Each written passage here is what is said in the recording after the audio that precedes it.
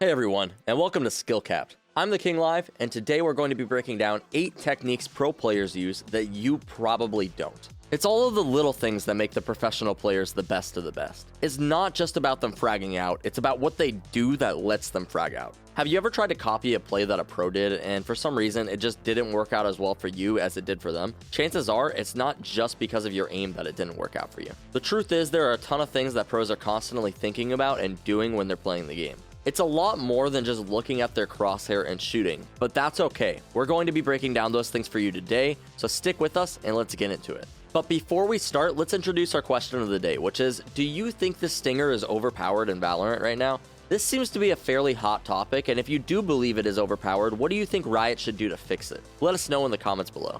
Anyway though, let's jump into the video with the first technique, which is going silent. Going silent is a technique used by players, especially when they are in a clutch situation. The goal with going silent is that you want to reset what the enemy knows or thinks they know about your position. When you're in a clutch, say it's a 1v1 or a 1v2, information is key, and the longer time that passes between your last known location to the enemy team, the harder it is going to be to predict where you are. Here's an example for you. You're in a 1v1 and the enemy spots you in U-Haul on Bind. 3 seconds passes. At this point, the enemy team is thinking, where could you have possibly gone within these 3 seconds? And the answer is likely not far. However, rather than going silent for 3 seconds, say you go silent for 15. The distance widens. Now instead of 15, say it was 30. You guys get the point now. When you go silent, basically what it does is it makes your enemies question the information they have further. The longer you wait, the less valuable the information they had becomes, and this is why going silent is so strong. When you're in a 1v1 situation, information is key, and that's why going silent can be such a strong technique. In this clip right here, notice how Sentinel's player Sick is very careful about the information he gives to the enemies. He's not running around making a ton of noise, he's not trying to jiggle peek the operator in heaven. Immediately after planning, he goes silent and is able to catch Cloud9 off guard because of it. This is an example of how to clutch using this tactic. Remember though, the bomb doesn't have to be down necessarily for you to use it, and the longer you can go without making noise, the better. And before we move on to the next technique, if you guys are serious about improving, I highly recommend heading over to SkillCapped.com and checking out our hyper improvement system. We have up-to-date lineups for agents, courses on all the mechanics needed to win more gunfights, Smurf commentaries where a high-ranked player walks you through how to carry in your rank, and so much more. Come join over 500,000 satisfied members of SkillCapped, improve your KDA, and get that rank you've always wanted at SkillCapped.com. Link in the description below.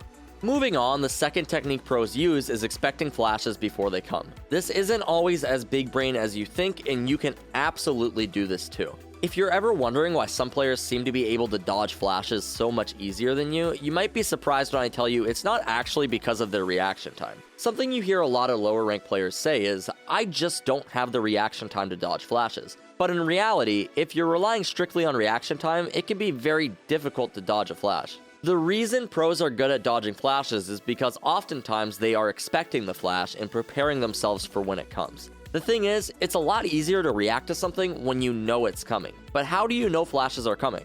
Well, to know if a flash is coming, the first thing you need to do is check the enemy's team comp. If they are running a Phoenix, Breach, Skye, or Yoru, it is possible you're going to need to prepare for an incoming flash. Now that you've established that they have flash characters on their team, what you need to be aware of are common flash locations. For example, garage doors on Haven is a place where you should be very cautious of flashes because this is a very common location enemies will use flashes to take over. Now you can either prepare for flashes by getting ready to look away, or you can put a wall between you and where the flash will land and peek off of the noise of the flash. But something you want to avoid playing is a one and done angle versus a flash.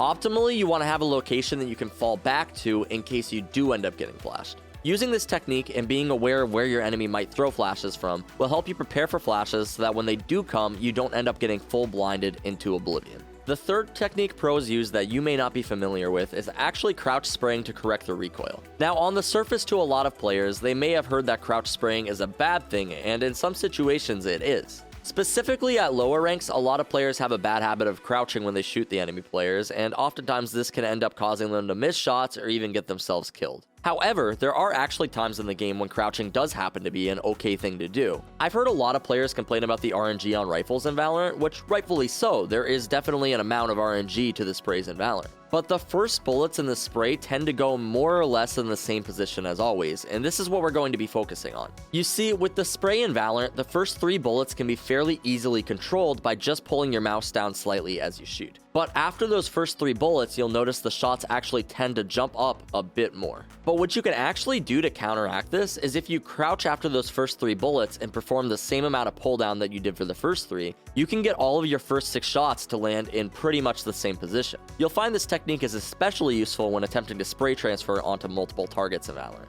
This is going to be the most optimal use of this tactic, however, because it does require you to crouch, which is oftentimes only a good decision if you intend to commit to a spray. One good way I recommend to practice this is on the flying bots outside of the shooting range. This is an excellent spot to practice your burst fires and spray transfers to prepare you for the real game. Moving on to our 4th technique pro players use though, and that's going to be using off angles to get an advantage in gunfights. Now, a lot of you have probably heard of off angles, but it's fairly uncommon to see players utilize them to their full effect, especially considering some agents like Jett and Reyna are literally made to play off angles. You see, the reason off angles are so good is because enemies will rarely expect you to be playing them for the reasoning that they are a very dangerous position to play. The advantage of an off angle is that it likely won't be pre-aimed, but the disadvantage is that it doesn't have any cover, so it can be very dangerous to play. But characters like Jett and Reyna can play off angles very well because they have the ability to either dash or dismiss towards cover after getting a pick. This greatly reduces the risk of playing such an aggressive position. Because of this, specifically on Jett and Reyna, you can abuse off angles a lot more commonly than normal, but still, you'll see many Jett and Reyna players playing very standard. But even if you're not playing Jett or Reyna, you could still use off angles on any character. The biggest thing you need to keep in mind when doing this though is what are the dangers in playing here and what are the chances I get punished.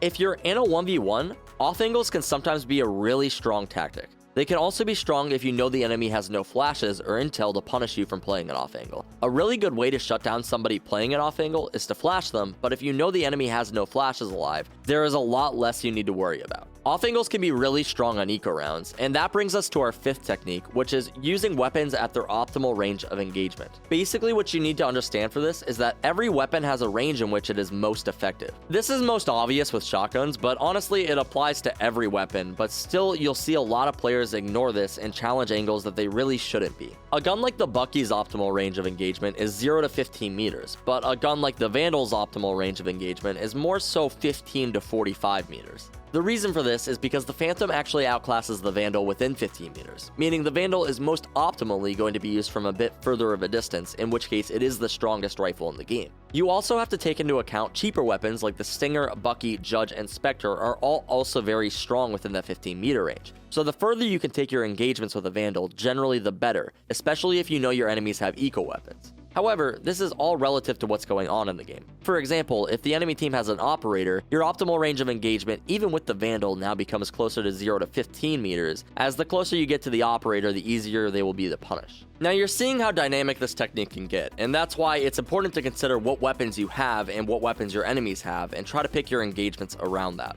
It's not that the Vandal is bad within 15 meters, it's just that that's where almost every other gun excels. If the enemy team is on an eco, it might not be a good idea to push areas that have close quarters because they could have shotguns waiting for you. However, if your team is on an eco, maybe it's a better idea for you to be playing one of those closer angles, hoping to catch the enemy team off guard and potentially take their rifle for your team. This seems like a fairly simple technique at the core, but honestly, a lot of players still will choose to challenge longer angles when they have a Spectre or a Stinger, and it just ends up being a really bad idea. By constantly thinking about what gun you have and where you want to take your engagements, you can surely bring your game to the next level. Moving on to technique number 6, which is jump peeking. Once again, this is something a lot of players know about, but still not a lot of players do. The thing is, it's incredibly common to see higher tier players jump peeking because they realize how valuable information is, and they know jump peeking is a fairly safe way to gather it. It can be incredibly tempting to peek out from cover and attempt to take a shot at an enemy who may be there, but the reality is sometimes it's just a better idea to get the info and get out. Rather than planning to take a shot that you likely won't even land, by just doing a quick jump peek and then dipping back to play with your team, you could safely gather info without risking your life. A safe way you can do this is by running forward, and as you hit the jump key, quickly strafe your mouse back and hold the A and S key at the same time. You'll safely strafe away from the corner and grab the info you need for your team. A useful tip to remember is even if you're not able to process exactly what you spotted, if you look at your map, you'll notice that if you spot a player, they will appear on your map so that you can be sure that there was in fact a player there. By abusing this, you can make for some very safe peeks while risking very little chance of dying. Switching perspectives to our 7th technique though, and this is something that a lot of players struggle with. It's using your utility to help your teammates instead of yourself. This is a trait that is a lot more common in support players than it is duelists, but you can and should be thinking about how your utility can benefit your teammates at pretty much all times. A lot of players are very selfish with their utility, but Valorant is a team game, and if you only use your utility to help yourself, not only will you likely lose more games, but you'll probably frustrate your teammates a bit. A good way to help your teammates, for example on a character like Omen, is if you see a player on your team pushed up in a position, smoking off a potential location they could get peeked from can help immensely. Or even if you're playing a character like Reyna, throwing a flash for your teammates who may be entering a site can be a massive help. Honestly, anyone is capable of thinking of how their utility can benefit themselves, but it takes a really good player to be able to constantly think about how their utility can help their team. And that's what's going to really separate a good player from a great player.